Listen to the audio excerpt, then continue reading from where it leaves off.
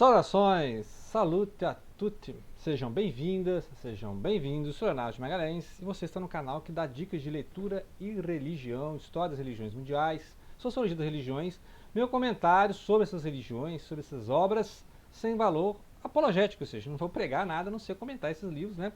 E hoje vamos lá para o Império Romano, né? Vamos ler a história do Tito, o general Tito, que depois virou imperador, né? A dinastia dos Flavianos. E é uma obra que, assim, merecia ser chamada de Tito e Berenice, porque a outra personagem da história aqui é a Berenice, que é uma rainha ali da dinastia dos Herodes, né? Uma herodiana. E aí, essa obra é muito interessante porque você vai aprender aqui sobre história do Império Romano. Então, eu recomendo que você leia lá a Vida dos 12 Césares, do Suetônio, né? Que é uma das fontes aqui, né? E a outra fonte para escrever essa obra, né? Fala do Império Romano, é o Flávio Josefo. Flávio Josefo é um dos rebeldes ali judeus, né? Que passaram por lá dos romanos, tá? Então a outra fonte, você vê que é uma obra bem histórica, muitos dos personagens que tem aqui são personagens históricos mesmo, você vai ver que em algum momento existiram, né, o governador do Egito, o governador da Síria, né, o Nero, o Calígula, né, esses caras, né, porque a gente vê a decadência do Império Romano, tá? Então é sempre assim, né, tinha lá os imperadores fracos, muito, né, os caras caprichosos, ditadores, e aí tinha grandes generais, muitas vezes generais, as tropas jogavam esses imperadores e no chão, né, degolavam esses caras e ocupavam o lugar deles. Então você tinha os grandes exércitos romanos, né, na Gália, na Germânia, né, na região da Síria, do Egito e tal, da Judéia e tal. E aí essas tropas colocavam os seus generais como os imperadores, né? É o que acontece na dinastia Flaviana, em que você tem o Vespasiano, que subiu ao poder como né, era general, que virou imperador, no ano ali em que, depois da morte de Nero, Nero se matou, né, e aí começou a Guerra Civil. Tá? Então começou a Guerra Civil, essa época histórica aí, na época também da morte do apóstolo Paulo, que vai aparecer em algum momento aqui na história. Né? Lembrar que essa Berenice, esse título são personagens históricos, e a Berenice aparece em alguns capítulos do Atos dos Apóstolos. Né? Inclusive o Agripa, que é o Herodes Agripa, que em alguns momentos até fala para o apóstolo, mais um pouco você me convence a ser cristão. Né? Então é um personagem que tem no Atos. Essa tragédia aqui dessa princesa judia, né, herodiana, e esse general romano, Flaviano, né, vão inspirar outras obras. Né? Não confundam com títulos andromânicos, né, do Shakespeare, não é esse, o título é outro, tá? Das guerras gálicas e tal. E esse aqui vai inspirar a questão da Berenice, do Tito, obras da tragédia francesa do século XVII, tá? A obra Berenice, né, e a obra Tito e Berenice, tá? Da época do teatro francês. Então, já fiz uma pesquisa aqui, porque é uma tragédia. Na verdade, é um caso amoroso, né, que vai acontecer entre essa princesa judia e esse general romano, nessa época dessas guerras, né, entre os judeus e os romanos. Né? A gente já sabe que ia ter essa guerra de alguma forma, né, porque o próprio Jesus falou, né, não ficará pedra sobre pedra. Né? Esse tempo que vocês estão vendo aí, não ficará pedra sobre pedra, e aí realmente vai contar que a maior tragédia, né, a cena assim, de maior tragédia do livro é justamente a invasão de Jerusalém, a devastação da cidade e a destruição do templo, né? Lá em 70 depois de Cristo. Né? Então essa história tem uma pausa na história para abordar a Guerra Civil Romana, porque aí é interessante, né? Há o primeiro impulso na Judéia, em que esse general chega na Judéia, primeiro impulso, né, de batalha, que ele congrega as tropas da Síria e tal, né, dessa região. Mas quando ele chega na beira da cidade, né, aí o Vespasiano, que é o general na época, fica sabendo da treta lá em Roma, e aí ele precisa intervir.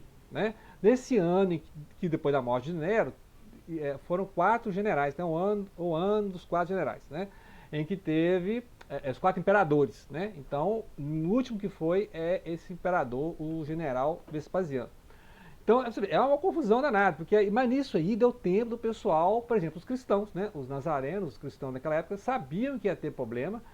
Nessa época, muitos cristãos deixaram Jerusalém. Né? Então, aí a Bíblia fala que eles foram para a Síria, foram para Damasco, né? Vários lugares, nessa época de guerra, porque eles sabiam que... Só que, ao contrário dos cristãos, os judeus continuaram chegando em Jerusalém, era a época de festa da Páscoa, né? E aí, depois de resolver o problema da guerra civil lá no ano seguinte, 70, né? Aí as tropas de Tito foram reenviadas para poder invadir, né, e devastar ali a revolta. Mas nisso aí já tinha guerra dos povos judeus, né? Vai mostrando aqui. Inclusive essa base aí é as obras do Flávio Josefo, que o Flávio Josefo se rendeu antes e falou que realmente não tem jeito, né? São os romanos que vão vencer, não tem como você ir contra o Império Romano, quantidade de tropa, né? fora que as cidades da Judéia foram cercadas, então o pessoal morria de fome, né? O famoso sítio das cidades, enquanto que as tropas romanas sempre chegavam mais. Então você podia matar uma tropa romana que vinha mais, né? Então não tinha como aí. Então a grande base dessa obra aqui é essa obra do Suetônio, chamada A Vida dos 12 Césares, que vai contar as dinastias ali da pessoal do Calígula, né, do Nero, tal, o pessoal assim que mostra a fraqueza interna do império, que esses imperadores de péssima qualidade, moralmente falando, e também de forma assim, enquanto funcionários, né, que o imperador seria um funcionário do império, né? Só que os caras eram caprichosos, dados orgias, etc e tal, a comedeiras e tal, e envenenava a comida um do outro, né? Então sempre tinha isso aí, vai mostrar esses bastidores aqui, né? De como é que o Tito sobreviveu até chegar a ser general, né? Porque o próprio pai dele sofreu vários, o próprio Tito quase foi envenenado com britânicos, que é um outro cara lá que é da parente do Nero, e o Nero sumiu com esse tal de britânicos justamente para o Nero subir. E o Nero depois matou a própria mãe, né? Coisas assim absurdas entre os Calígulas, os Nero da vida aí. Por isso, pela total ineficiência, né, assim, administrativa do Nero, é que deu essa guerra civil lá no ano 69. E aí parou um pouco a guerra na Judéia, tá? Então vai mostrando, entrelaçando a vida da princesa também, tá? Não conta só do Império Romano, não, porque, como eu falei, eu achei que era só a história do Império Romano, mas vai contar, por exemplo, as grandes diferenças de pensamento entre os romanos e os judeus, que é a clássica grande diferença enquanto que os romanos são politeístas e têm vários deuses, e até aceitariam, né, esse Deus judeu, né, esse Deus judeu, os judeus não vão aceitar nunca, porque o judeu ele é um monoteísta, então ele não vai aceitar nunca que tem uma outra deidade e não vai adorar, e não vai aceitar, por exemplo, uma estátua de um deus romano, um deus, né, pagão lá no templo, né? Então é isso aí. Então para os romanos, os judeus são um monte de fanáticos, esses fanáticos, né? Porque para o politeísta, ele é fácil ele aceitar, mais um Deus, vocês têm um Deus, como é que Deus? Só que o Deus judaico, que é o Deus judaico-cristão, por exemplo, não tem imagem, né? Não tem uma imagem, né? No Antigo Testamento, por exemplo. E depois, claro, né, com o cristianismo, a imagem do próprio Cristo, né? O Cristo é essa revelação divina, né? Mas os romanos não entendiam que o Deus judeu não tinha essa forma, né? E que por que não aceitava, né? Por que os judeus não aceitavam o Deus, os deuses, né? Lá o Júpiter, tal, né? O Marte, a Afrodite, isso aqui, a Vênus, né? Por que não aceitavam esses deuses, sendo que os romanos, beleza, vocês têm seu Deus aí e tal, né? E, inclusive, os romanos fizeram de tudo para não destruir o templo, tá? Porque o templo, os romanos eram supersticiosos, então eles não aceitavam destruir o templo, então eles fizeram de tudo, eles queriam que o povo se rendesse para não destruir o templo. E aí é justamente esse o trabalho da Berenice aqui, ela faz de tudo para que o templo não seja destruído, né? Lembrar que a família dela que reergueu o templo de Herodes, ela, né, ela é bisneta do Herodes o Grande, aquele da época de Jesus, mandou matar as crianças, etc. E a Berenice, ela vai tentar mostrar, né? E aí ela fica nesse conflito, assim, ela vai ser a Esté ou vai ser a Judite da história. Né? Lembrar que a diferença da Esté e Judite a Esté, ela convence o rei persa a não matar os judeus, enquanto que a Judite é uma mulher que seduz um oficial estrangeiro que está atacando, né, a Judéia ali, os judeus, e a Judite seduz esse oficial e mata, né, Holofernes, se eu não me engano, e mata o cara, né, arranca a cabeça. Então, e ela fica, eu devo, né? Então, enquanto que os rebeldes, os zelotes, os sicários falam assim, você vai dormir com ele e matar esse cara, né? Só que ela se apaixona pelo general. Então, ela acaba sendo a Esté, e aí que é o volume 2, né? Que é o Véu de Berenice, porque o livro aqui acaba na conquista de Jerusalém, né? O livro 2 vai ser justamente ressaltando mais também a figura de Berenice, porque aqui o que mostra dela? Mostra que ela, né, vem da dinastia dos Herodianos, que nem são judeus exatamente, né? Então, eles são mais ali ligados com os árabes, os indumeus, né, que são chamados aqui. E aí, a outra figura importante aqui é o Flávio José, porque graças a ele a gente tem várias informações dessa guerra, ele sobreviveu, né? E passou a fazer apologia dos romanos, tanto que esse Flávio José é homenagem ao Flávio, os flavianos, né? O Flávio, o Tito Flávios e o Flávio Vespasiano, que é o pai, né? O pai da dinastia. E depois vai ter o Domiciano. Domiciano é aquele que vai mandar o João Evangelista para a ilha de Patmos, né? Então, quando vai ser escrito o Apocalipse de João, né, o livro das Revelações, já vai ser a época de Domiciano, em que aí vai ser a total perseguição dos cristãos, né? Os nazarenos na época ali. Mas a perseguição já existia na época de Paulo, né? 30 anos antes. Inclusive eu falei, Paulo aparece aqui, num capítulo aqui, em que a Berenice com a Agripa está lá naquela prisão, né, a Cesareia Marítima, né, tem as duas Cesareias, né, tinha a de Filipe, que era a residência do Agripa e da Berenice, e a Marítima, que era a casa do César, né, dos governadores e tal. E vai mostrar esse conflito, tá, conflito dos governadores, porque à medida que os Herodes não controlam a situação lá, aumenta o poder dos Pilatos da vida, né? O Pilatos é esse governador, esse cara que vai representar o império lá, né? E aí chega um momento em que os Herodes ficam ali de escanteio, né? Tentando bajular, igual a própria Berenice que é bajulando os romanos, mas os Herodes perdem controle sobre os revoltosos, né?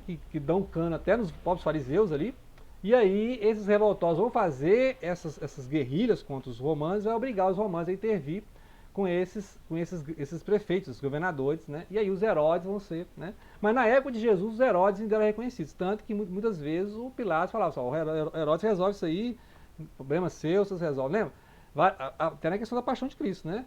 Então Cristo ia, Herodes, aí o Pilatos, não, você resolve isso aí e tal, porque é uma questão política, né?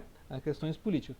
Então, é um livro assim que ele é um livro meio romântico, né? Porque tem essas partes do romântico, mas a criação de personagem, a personagem mais bem criada, assim, podemos dizer, na história, é a princesa Berenice, né?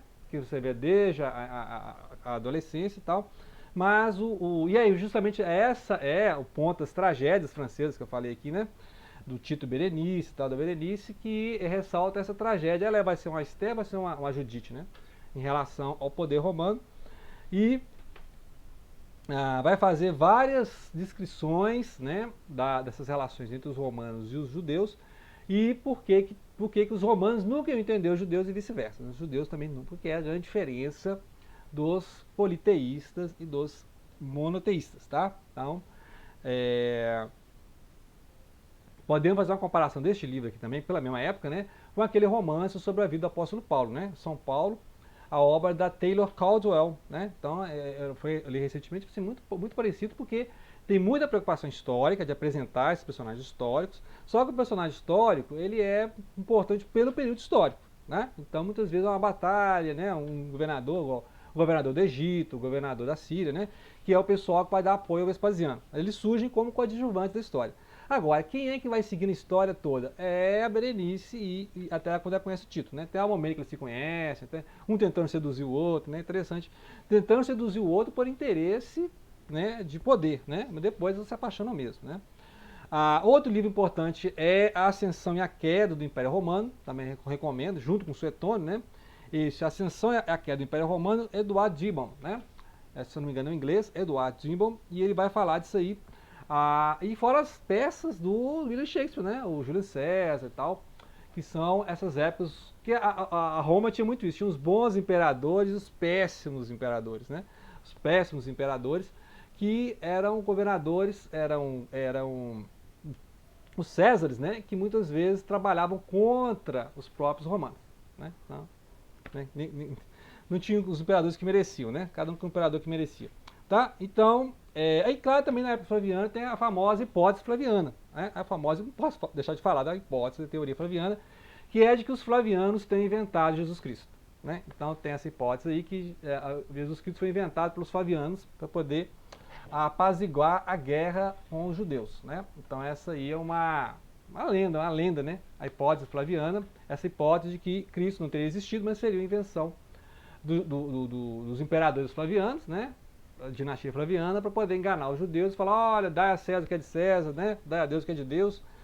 Bem, teorias na internet, né? Porque acho que na academia ninguém leva a sério essas hipóteses flavianas, mas o Flaviano vem dessa dinastia, e o Flávio Josefo, né? É esse grande escritor judeu que nos deixou escrita essa história do povo judeu e dessas guerras dos judeus e dos romanos, ok? Então fiquei a dica, se eu achar o volume 2 aqui, eu vou ler, né, o Véu de Berenice, vamos ver se tem, né, o interesse de comentar aqui no canal, ok? Falta agora a gente ler a biografia, um romance literário da vida de Maria Madalena, né? Santa Maria Madalena, que é também importante isso aí, e vou fazer um cotejamento ali, uma comparação com o Evangelho segundo Jesus Cristo, do José Saramago, né, o Nobel da língua portuguesa, português, que ele vai comentar um Jesus muito humano, e aí tem a figura da Maria Madalena lá. Tá? Então, como é que vai conciliar isso aí? Vamos comparar, né? Quem tem mais valor literário, né? E que personagem é essa da Maria Madalena, né?